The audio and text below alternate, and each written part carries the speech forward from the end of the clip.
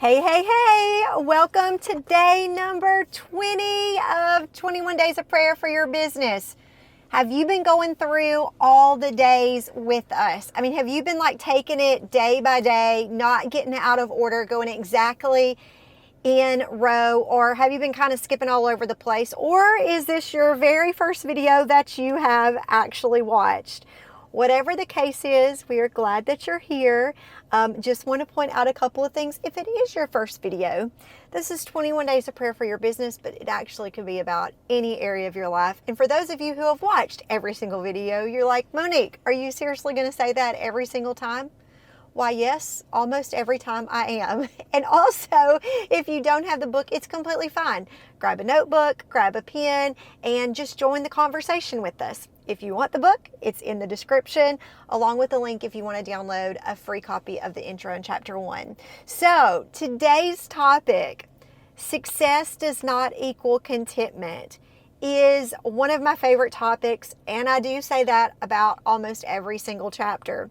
But today's is so profound, and I think if you are thinking of this in the sphere of business, then this is something that you really need to focus on. But actually, if you focus on it with relationships or with parenting or with marriage or with anything, whatever success you're working towards in that area or what you think is successful, it's good just to understand that achieving that is probably not going to scratch the itch of contentment.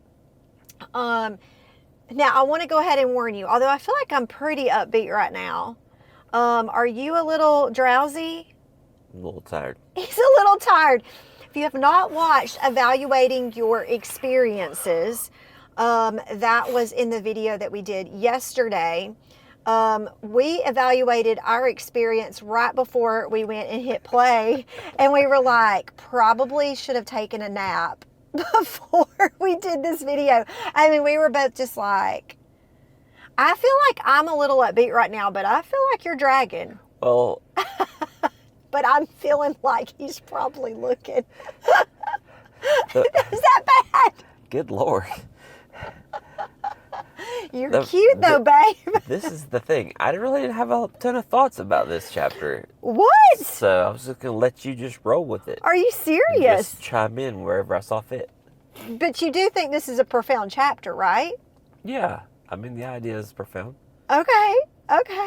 Well, maybe you'll have some bright I eyes. just didn't have all these things pop into my head. So Well, maybe it's because you're a little drowsy, and we should have evaluated our experience. Go check out that video and taken a nap before we started this video. But anyway, today's topic, I would like to start, since you don't have a lot of ideas, I think you can answer this one. How would you define the word contentment?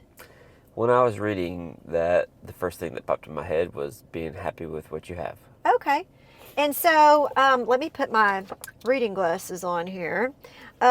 Actually, the Webster's Dictionary says the definition of contentment is the state of being happy and satisfied, the state of being content. And the definition of content is a state of peaceful happiness, the state of satisfaction. I like that it says the state of peaceful happiness, because you can have a little bit of chaos in happiness. Chaotic happiness? Chaotic happiness. That seems to be describe you perfectly. It does, actually. We want Peaceful happiness, chaotic happiness. Actually, that really is profound, though, because I think personally, this is a totally other subject, but I have gotten to the point in life where I go after things so hard that I might attain some bit of happiness through it, but it's not in a peaceful dynamic, in a peaceful manner. It's done in an unhealthy way, which brings a little bit of chaos to it. In particularly going after goals or going after what the world would deem as success. Now, I want to go ahead and just preface this whole thing by saying I don't want you to think that this topic is about like that you shouldn't set goals or that you shouldn't go after big things or that you shouldn't be a visionary and a dreamer and you shouldn't want success or that even success is bad. I think there's a lot of people that'll go that almost like downplay that success is bad or they don't feel like they should deserve it or whatever. Like that is not what this is about. This is simply about understanding that when you reach whatever that is you're going after, because I'm believing that you're going to reach it, that not to get there and be disappointed when you turn around and go, oh, well, this didn't fill a void or a hole or a need in my life that I thought it was going to fill. You know, it's kind of like, you know, after you get married, no offense, but like, but like. Just pick on me day today? Day 20? Good grief. I don't mean it that way. I'm just saying, at the end of the day, a person is never going to fill a hole that the Lord is meant to fill, okay? That sounds so bad. But like, honestly, I think a lot of times we feel like if we just find that perfect mate or if we just get married or when we have kids or when our kids get to this certain age or when our kids, you know, fly the coop and leave the nest or when our kids, whatever it is, you know, when I get married, I'm going to feel this way. Or when I get in college or when I get out of high school and when I get in college or when I get that career or when I get that degree or when I get that promotion or when I get that whatever, you fill in the blank. People think when they attain that or when they reach that, that somehow magically everything is like, ah, and that's not always the case. It doesn't mean it's not good things. I think Jeremiah is the most amazing man on the face of the planet. I wouldn't want to be married to anybody else on the face of the planet. Honestly, I'm not for sure anybody could probably handle handle each one of us, you know, like I think the Lord handpicked us for one another. But I mean, you know, it's like all the milestones in life that I can think of have all been great things. But at the end of the day, they're not the source of contentment and ultimate peaceful happiness. It brings, you know what I'm saying? Does that make sense? Still no thoughts, babe? I did have one, but I was just waiting for the right moment for it. I guess now is the right moment for it. I was just thinking about that chaos thing, and You're still on the first chaos. You haven't even got beyond that. Well, it just occurred to me that whenever I let out a sigh of contentment, you're always like, what's wrong? This is true. And that's just like a perfect picture of that is like, because I'm just like, it's a great day. And she's like, what's wrong? I'm like on edge. Yeah. So that's just enjoy it. So that's you're like, where's the chaos? Well, I will say, I don't remember what day it was, what video that we did, but there was a day that I actually talked about how we were unboxing a bunch of boxes. I'm just going to tell the story again. We joke around. We've heard some of the same stories our pastor said probably 100 times, and we could probably quote them better than he can quote them. And so you're going to have heard this story if you've watched all the videos. Somewhere in there I told the story. But we've been going through our storage units. We're about to go on a 60-day trip, and I had a mission to get all of our storage units organized, gone through, sorted through. And I came upon this massive set of boxes from our previous business. And it was a lot of like business stuff, like books of like personality assessments that I did on people and like picture frames where I had every picture of every person that I connected with the business. And I had like all of this information about each one of them and like all of these things. And as I was going through it, I was like getting more upset with myself and more upset with myself after every box I unboxed. I was finding postcards that were like stacks of postcards from like things I'd sent to people, like hundreds and hundreds that I did not send, but I had stamps on it. I'd written them. I just did not send them. And that was from vacations that we went on. And I would do that whenever we traveled or whenever we went anywhere. I would always send out these postcards. All of them were good things. All of them were great things. But as I was unboxing this, I got to thinking about how, as I'm looking at it, I'm like, Monique, you are actually doing a really good job. Like, in this industry, I really don't think there's probably many other people that did as much as you did. And I don't mean that in a prideful way. I'm just saying, as I'm looking at this, I put forth a lot of effort, a lot of time, a lot of energy, a lot of care.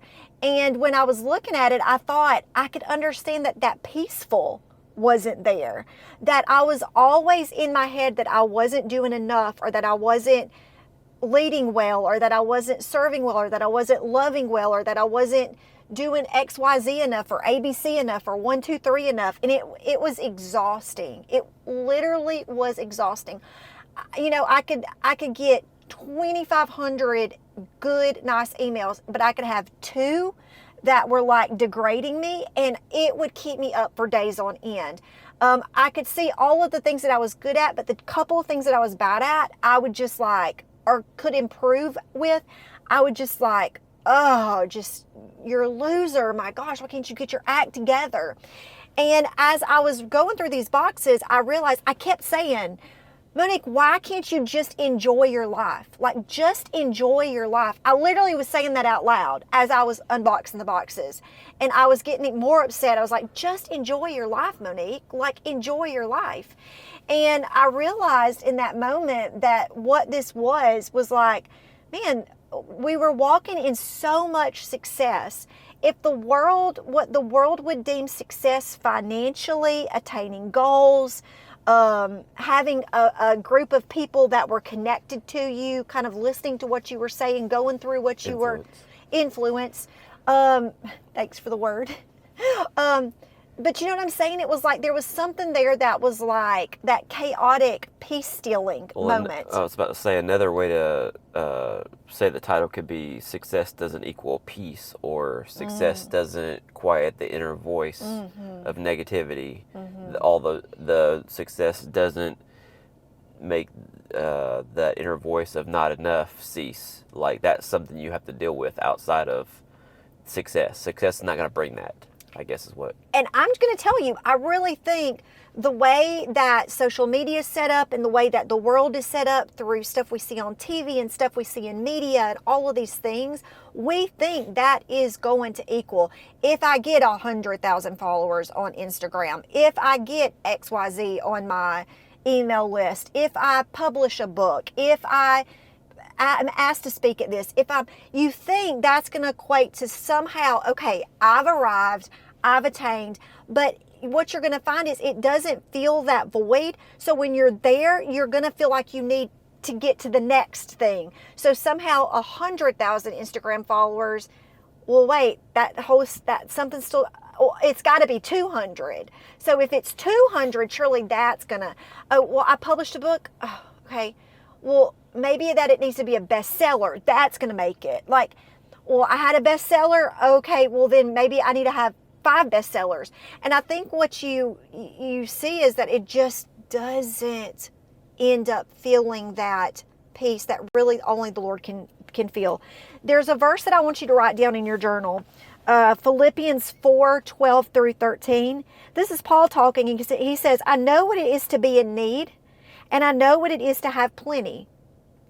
He knows what it is to be in need, and he knows what it is to have plenty. I have learned the secret of being content in any and every situation. Whether well-fed or hungry, whether living in plenty or in want, I can do all this through him who gives me strength. There's several things that I think are super interesting there. Not only is he understanding how to live in contentment with nothing, but he's also learning how to be living in contentment with a lot. But he also says he can do all this through God, who gives him strength. And so it's like, it's not something that we can do in our own mind. It is something that we have to go to the Lord and say, you know, I need you to help us in this area. Or when you're feeling that discontentment, that chaos, that not peace, that where I can look back and go, Monique, like, if you would have asked me 7 years ago when I was doing all of those things that I was unboxing and looking at, I would have told you this very thing. I would have told you success does not equal contentment. Like, I knew all of that, and I believed all of that, and I truly was even probably walking in it to an extent. But when I'm removed all of these years and I can look back at it, I can go, oh, well, there was a little bit of something.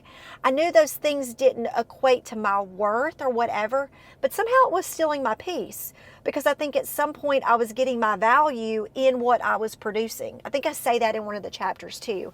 It was like, Monique, finally, like, are you getting your value by adding value? Like, what is it? And so I think in this season of our lives, you know, it's a super transition time for us. Our kids are, you know, married, having kids. You just kind of look at things in a different way, and it makes you kind of slow down and just understand where your true contentment. I tell a story in the book where, you know, we had lost everything with the business at one point in time, and our pastor was going through a sermon series called The Pursuit of Joy, and it was actually revolving around this whole verse right here.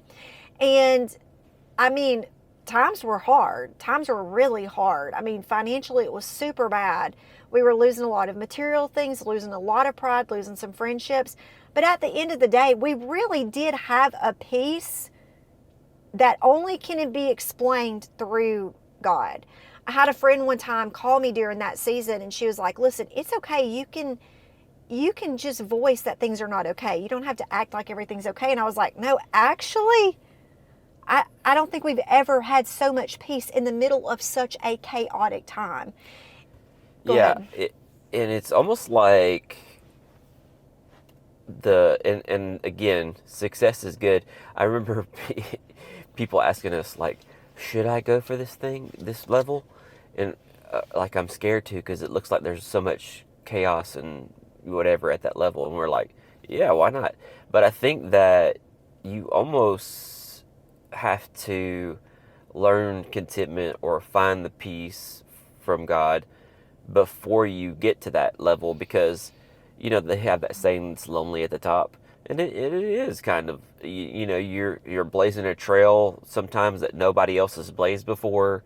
There's a lot, it's messy there, it's always, it brings out your insecurities and insecurities of others. There's just a lot. It's a lot. And so you almost have to have that peace and contentment squared away, like she's saying, in the times when you don't have anything, so that when you do get there, you're not unhappy and don't have peace. Yeah. It's a kind of almost counterintuitive. Yeah, so I would ask you, think on that. Like, think on it in your own life. Have there been times where it was chaotic, or it was, and maybe, you know, you've had a relationship with Jesus for a while, and you can think of times where he was that peace in the middle of the storm, or when, you know, hard things were coming your way. And if you're not, I mean, like, if you're new to this whole God thing, and, you know, you haven't had a relationship with him, that is really what he is to offer. Like, he's offered us a gift. One, not only just to take away our sins and to forgive our sins, you know, and to have eternal life, but he's also there to fill this peaceful, chaotic void. He's to fill that chaotic void and replace it with peace, as we just journey through life, literally as we journey through life. Yeah, and our pastor always says, it's not that you don't have problems, you just have something bigger in your life that's bigger than those problems. And so as God increases in size, those problems shrink. Yes. Or they seem to shrink. And so that's really the only way to get that peace. Mm-hmm. It's so good. You know, we're like I said, been going through an interesting season. I think in regards to, like, parenting, you know, if you have spent, I bit my lip. If you have spent your whole life really living your life, and your life being defined through your children, let's say, maybe like what they produce or what they do, or I don't know, whatever that might be, how that might look like for you. But, like, when they leave home, like, that could almost remove something from you, that's where you were finding your fulfillment through. Like, do you know what I'm saying? Of just like being a mom. being a mom is a great thing. Being a dad is a great thing. You're always going to be a mom. You're always going to be a dad. You know, as long as your kids are around, like you were there and you're teaching them and you're guiding them, no matter their age. But do you see what I'm saying? Like, as seasons change, if you find your worth in that, if that alters any, you're going to get kind of a little off kilter. You know what I'm saying? And so it's just so good to understand that dynamic, that these are never going to equate to that ultimate peace. So the next thing that I'd like to, I asked you to write in your journal if you can think about times that you've experienced hard times. And this is, I am in time of need. We deem my glasses are so dirty. We deem our really hard year that we had back like 2008, 2009 as like the very best, worst year of our lives. And honestly, we wouldn't go back and redo it because it taught us so much. I kind of feel like we're in that season right now where, you know, we're learning a lot. We're in a big transition season. Things have been a little uncomfortable. We've learned so much though. And I know, because I've gone through it before and it was the very best, worst year, I know that's going to be what we can say of this season. I mean, we've already learned, we've already grown. And I can look back and go, I know what it is to live in plenty, and I know what it's to live in like hardly nothing. And God is the ultimate fulfiller of everything. You know, I said Jer got sick back in August of 2021. He was super sick in the middle of all the crazy stuff that was happening. And he was in the hospital for 8 or 9 days. And that was a time where people could not be in there with him. And he was having a hard time breathing. And it was scary stuff, you know, it was just scary. And I remember thinking, I really just don't care. We had just transitioned, left one business, go to another. It was a very big thing in our life to leave and to transition. But at that point, like, all that mattered to me was Jeremiah was better. Like, I really didn't even care anything about business stuff. I didn't care about financials. I didn't care, you know, if we ever hit any other goals or if our paycheck was, like, I even said one time, if I just have to live in a box on the side of the road, I just want Jeremiah to be okay. Like, I really don't care about anything else. And I really did mean that. Like, in the moment, I understood what was most important to me. And I would rather live with hardly nothing and have you than have all the things in the world. And so, it's just a good place to be. Can you think of things that you have tried feeling a void in your life? Maybe it's your kids, maybe it's a spouse, maybe it's a promotion, maybe it's you fill in the blank. Do you mind writing some of those out in your journal and think on those things and even take it to a next level and go, what is it about that particular thing that feels like it's going to equate to filling that hole?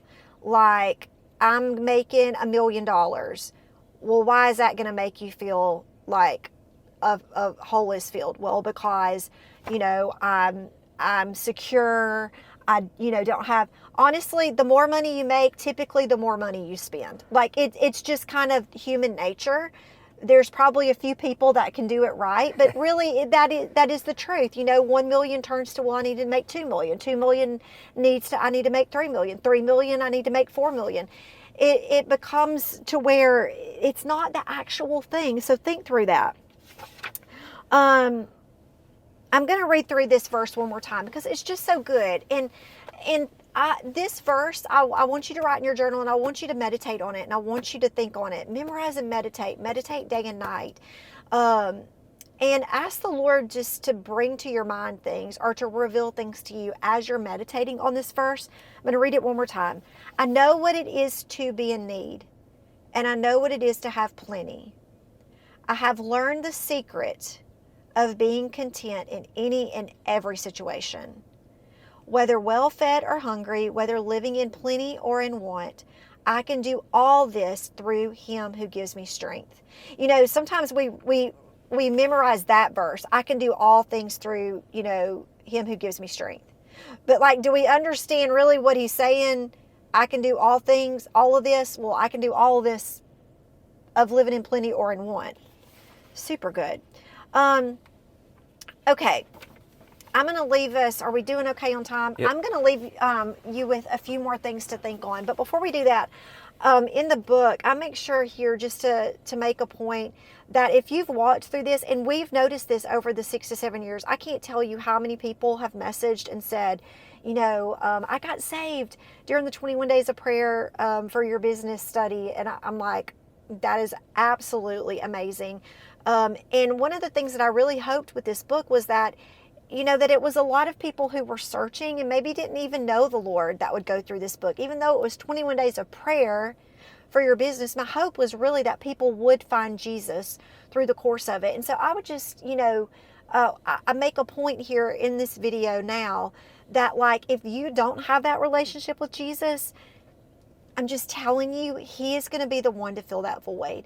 He is going to be the one to bring that peace in whatever situation. And really all you have to do, I grew up in church, but when I learned that it wasn't about religion, it wasn't about checking off some boxes or doing the right things or not doing the wrong things.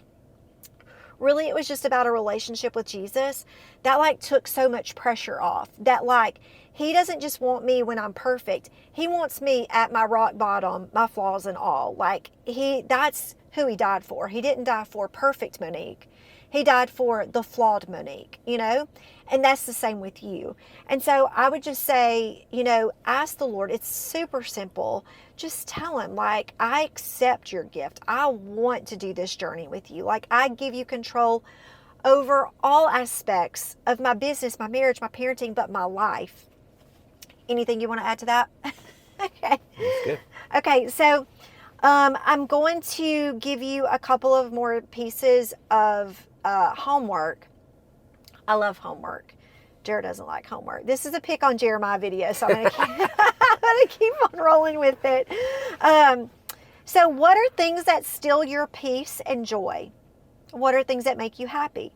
Will you write those out in your journal if you don't have the book? If you have the book, write them out in the notes section. And I just say this isn't a trick question. Enjoying earthly things isn't bad. So again, what are things that steal your peace and joy, and what are things that make you happy? Develop a game plan to eliminate stressors in your life. Do financial struggles steal your peace? How can you work to kick debt to the curb? Are you miserable in your current career? Is it possible to change paths? How can you add more of what makes you happy to your daily life? Spend some time thinking and writing this out. How can you bless others? What are ways you can give back? Start with where you currently are and apply these principles to your daily life. And then finally, meditate and memorize Philippians 4:12 through 13. This topic is just so important. And my prayer is that you do find all this success that you're searching for. Everything that you're going after, I pray that you attain it. But more importantly, I pray that you find it all with peace. And that is through Jesus and understanding that he is the one that fills every void in our life. So with that being said, before I turn it over to Jeremiah, day 21, our very last day video that we'll be filming tomorrow is called Game On. That just means, okay, we've walked through all of this. We're about to blaze a trail forward. So make sure to check out that video. Okay, Jer, do what you do best. I was just saving all my energy for this. If you like this video, or if you just don't hate it, give us a big thumbs up. And it would, as usual, would help us if you would subscribe to our channel. Maybe tell some friends so they can watch the videos as well.